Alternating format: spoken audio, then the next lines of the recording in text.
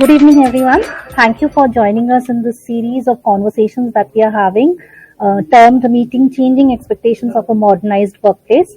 We have joining us today Huma Ansari from MSCI, and we also have Subramil Bose joining us from Lenovo. Huma, you joined this company Right.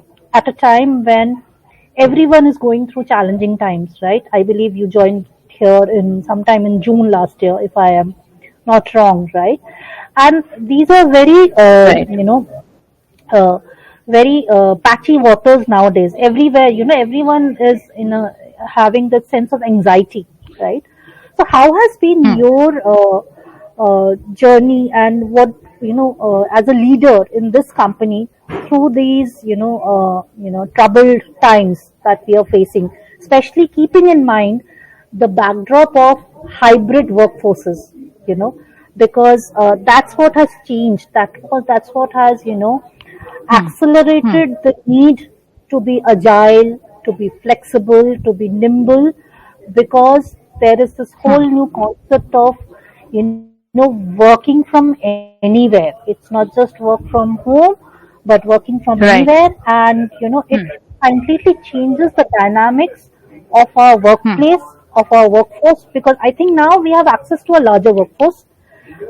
There Right. is a broadening of the workplace. You can work from everywhere, Hmm. but you know everything is a package deal. Everything it comes with its own nuances and risks, and especially with Hmm. your background of being from a security leader, right?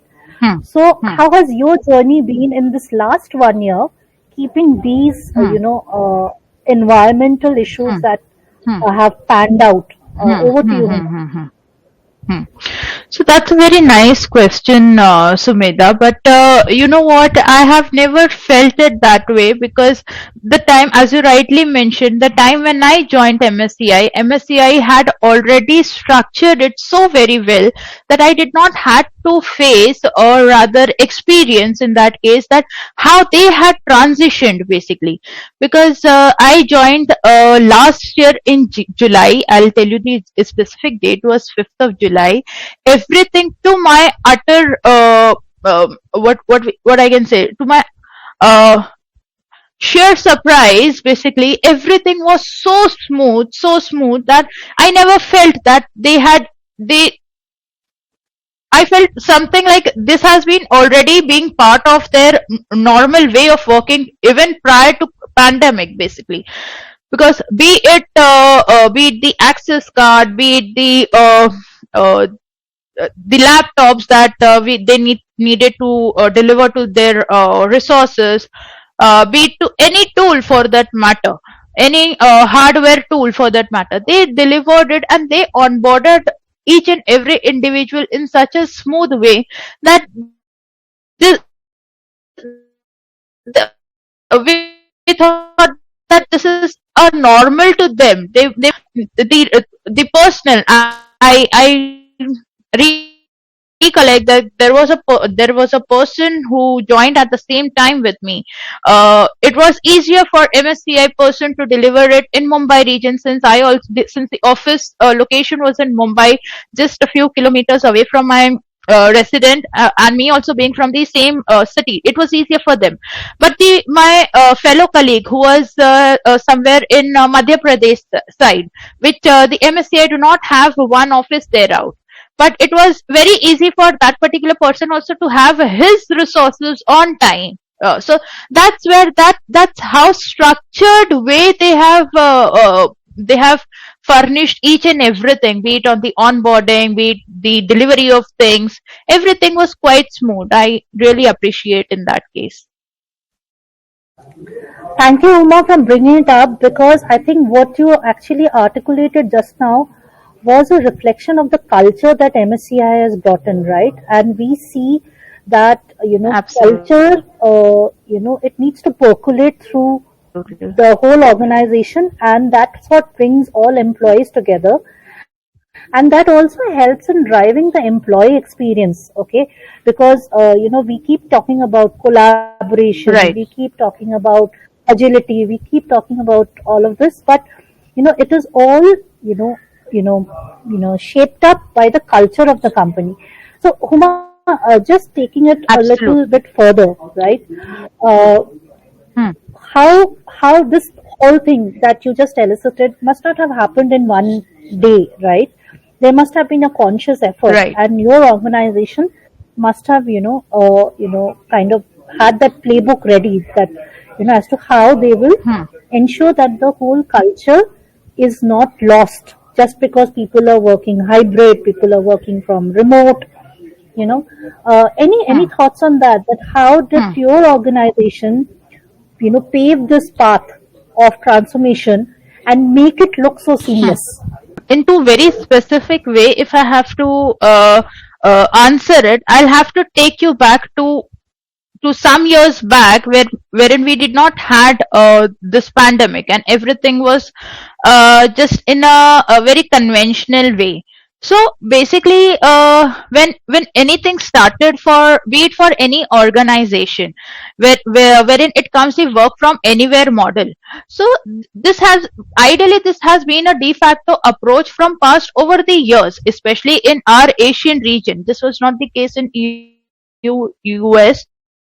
It was quite comparable this kind of work from home environment, but not in our region, unfortunately.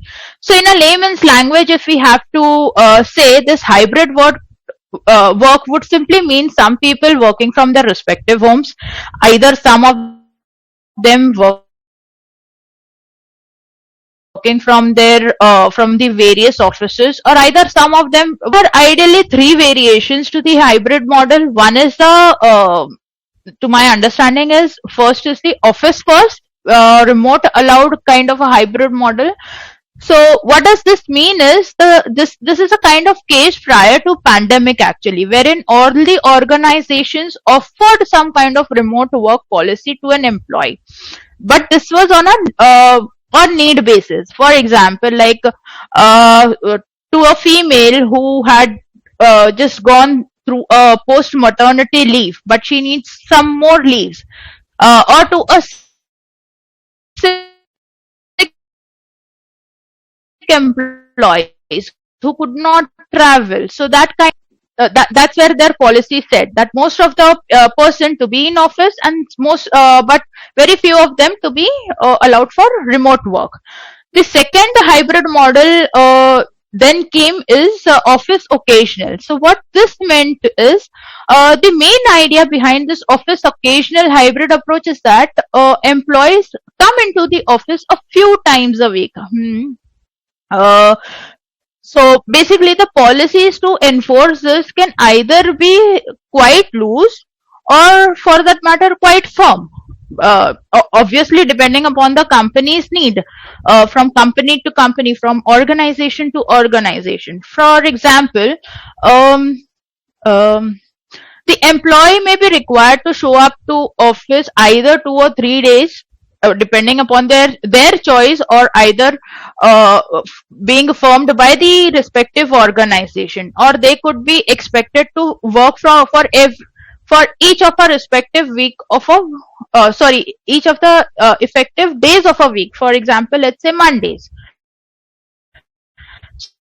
So that's how their policy is shifted. So the core of this hybrid model is variant is the core of this hybrid model variant is that they may choose to keep an office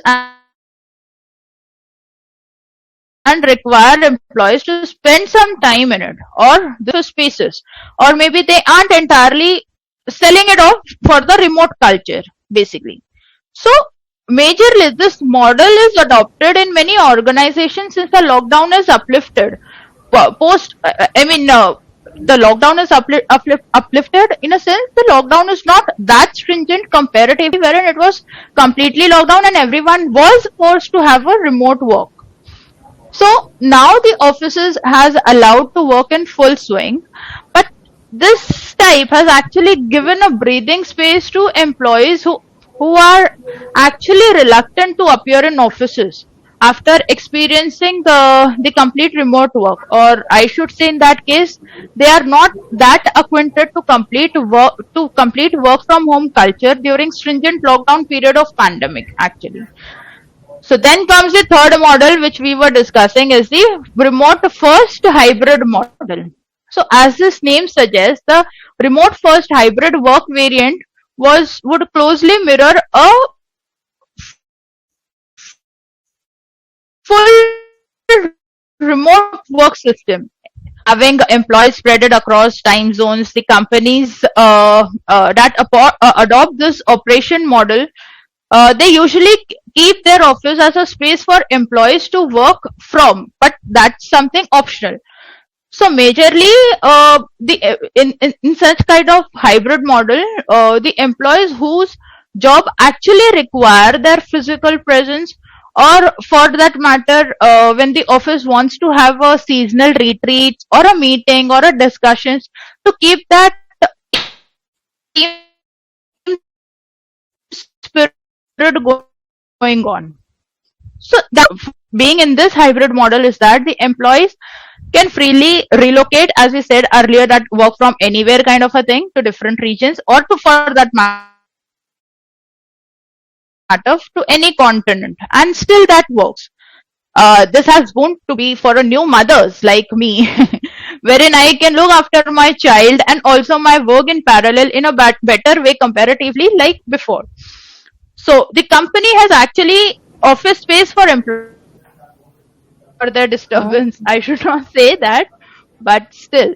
Or the people who actually has space constraints in Mumbai, like areas where especially, if I have to say very specific, like my husband, he's a night shift worker. So uh, considering if there is a very less space in the house, so his meetings and his discussions could be a kind of disturbance to the other family members. So in that case, also these kind of what we say, the hybrid models works. So ultimately, the crux of the matter is that the market is shaping significantly depending upon the type of businesses that the respective organization does, the region the organization is present, basically, or the culture that the organization is actually working in. In fact, as we said, absolutely the culture plays a very crucial role here. So work from home was made accepted in you and your in the United States comparatively to our country even before the COVID times. So maybe our side of Right. organizations were little reluctant to have this kind of thing, because I feel that senior leaders needed to have a little more trust upon their employees. In fact, so obviously the pandemic was very unfortunate thing to happen, but this has somehow helped us to shorten up this gap between the senior management trust and the base level operating employees, basically. So now slowly and gradually organization has started picking up this work from home culture in our region as well. So what has happened is, basically, uh, even before the pandemic, as I said, in three types of variant of hybrid work culture, where I said there were offices and very few remote workers. So then also organization knew that this is, since they had a policy for it, so they knew that this is something they need to work upon. But that kind of bandwidth and everything, they did not had it. So once the pandemic came, everyone was a little, what we can say, a little shaken up by that time, because they did not, for example, they had a huge bandwidth at offices, but not the huge bandwidth to work upon the internet, basically, or for that I matter, few of the completely, I organizations. completely Yeah. agree with you, Huma, that, I think you beautifully brought up two very critical things. One is the trust factor, okay, and the second is the scale factor, right? What we understood from the organization journey that you just mapped out is that scale is at a different level. The choices Absolutely. now rest with the employees as well as the Hmm. employer, right? And the trust has been built, right? So Right. these are very, very critical in today's hybrid model. And I think this is where I would like to, involve Subranil also on this conversation. Subranil, you are, part of this, IT tech leader company, okay, Lenovo, and you are, seeing and witnessing similar trends as Elizabeth highlighted by Huma just now, where people, organizations are grappling with trust issues. Organizations are grappling with collaboration issues. Organizations are grappling with the fact that they are now having to execute policies which were still hitherto just on paper at a much larger scale, and having to give a much wider options to their employees, right? And while keeping the lights on, and not just lights on, now it's not the question of keeping lights on, it is also about question of growth, because everyone needs to go to the next level. So Brunil, how do you view the market, and what is it that you are seeing happening, and how are you helping organizations in these difficult times and these difficult situations? Over to you. Yeah, thank you, Sumedha. It's a pleasure to be here, and thanks for having me here. It's a pleasure to talk to you, Huma, also. Very interesting insights which Huma shared with us a while ago. Very practical insights, and what we see it on a day-to-day basis in the last 2 years. And actually, the pandemic has shown us so many different ways. And as Huma pointed out, so much changes happened during this time, both at individual level and at organization level, at cultural level, at process level. So, as far as what I see in terms of what our customers have been asking for, and to a great extent, even in my organization, similar things have happened, is that the market actually is composed of an array of graded hues of hybrid working and work from anywhere. And this model is expected to remain this way because everybody likes it, and it's convenient. But of course, everybody also wants to come back to office and interact. So it's going to be a little bit of a mix and match and different shades. I have seen three key considerations. One is that our customers have been expecting minimum disruption to continuity of work from anywhere. So especially when you don't know who's going to be working from where at what point of time, especially beyond the metro city locations. So people have gone to their natives and they're working from there as long as the internet connectivity is good, right? So some of our customers have been asking us that, can you support our people working from remote locations? So, we also changed our paradigm, and we could provide SLA based commitment in the form of managed services, where an employee can be supported with their end devices irrespective of whatever is the location. If the device has to remain up throughout, if something goes wrong, how fast can we get it back, so that there's no disruption to the employee's work. Second point, what we have also seen is that the security parameter has actually widened. Earlier it used to be within the office campus where the employees are located, but of course now they can be working from anywhere, and the security parameters extend to that level wherever they are. So of course there is a need which has been there for a stronger endpoint security in organization. And while Lenovo devices, the laptops which we look into, they have got a lot of innovation within itself in form of inbuilt security capabilities. Very advanced security capabilities are there. But there are additional features which our customer have been asking for, which are more about proactive detection, response. Some customers have been asking about geofencing capabilities, self-healing capabilities if by mistake some of the applications or software gets deleted. How do you minimize the disruption in that case from security point of view also? And the third one is also, which is more of a implementation of all of this, that all the devices, solutions, and all these services, managed services, how can it be wrapped in form of a as a services model? And this is something which is really, really going up, and Lenovo is providing this solution to many of our customers. So I think these are the three things. Of course, there are more and more things which, as we move forward, they are coming up. But these are the three main areas which we have seen happening during this time and expected to continue. Wonderful, Subranil. I think you kind of hit the nail there as an organization, that everyone is wanting to have the experience of, if I may say, of that of Netflix, right? Because they are wanting it to be, as and when they wish it to be, and it should be almost as convenient as a plug and play model, where you are not struggling with implementation, you are not struggling, you're not bringing more complications to the table, but easing it out such that it can be deployed. The one piece where IT people struggle the most is the deployment of a technology, right? And that is being really addressed with your model.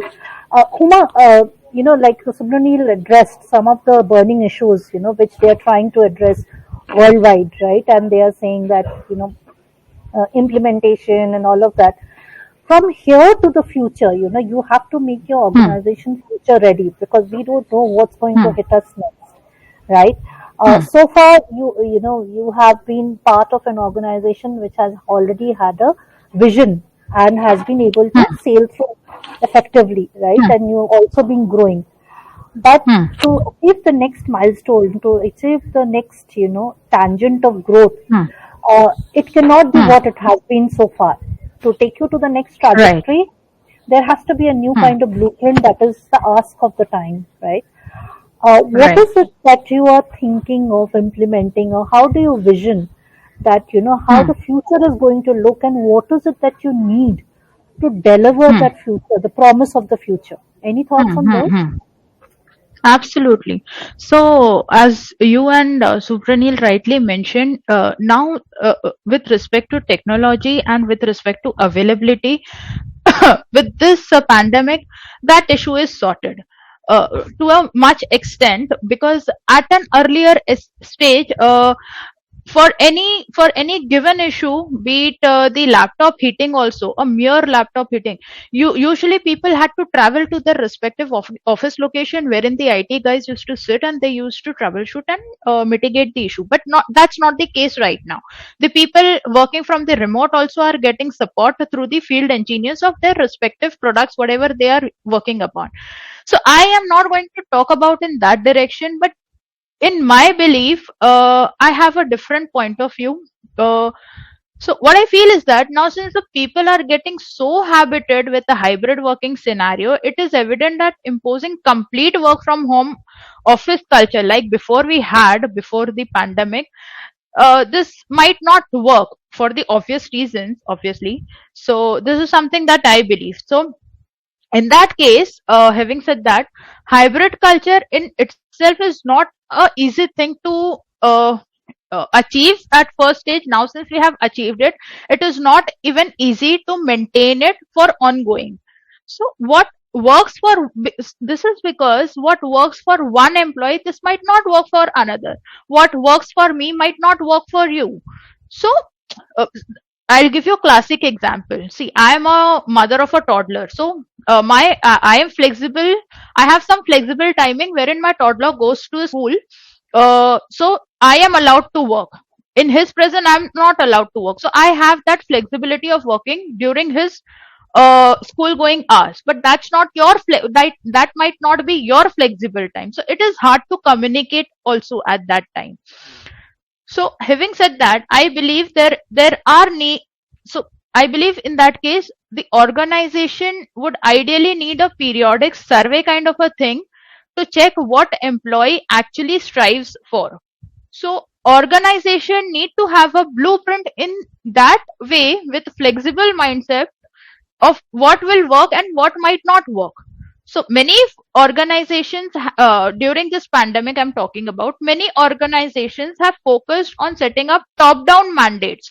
For example, as we discussed earlier, in top down mandates, like they have set a policy for working for um let's say only 2-3 days a week, and plus those 2-3 days are not flexible.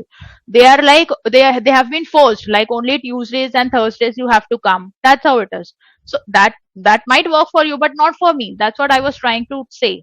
So I believe, rather than organizations setting such inflexible policies from the top to down, the emphasis should be on managers, the respective managers, to listen, to understand, and to reciprocate their their respective reportees' challenges and then put it on the management table, and thus the management in turn to exercise an judgment based on what is right for the organization and their staffs in individual and crucially to the entire team as a whole. So this is because managers are the one who are the very close enough person and the first point of contact for their reporting staff, to each reporting staff basically. So obviously there are exceptions to certain managers as good and bad, but that's altogether a different topic and a vast topic to discuss. No, no, So that Uma, I think I can completely second your thought. I think what you're also eliciting here is that any tech implementations to enable the organization, okay, the mandate needs to come from the business leaders, right?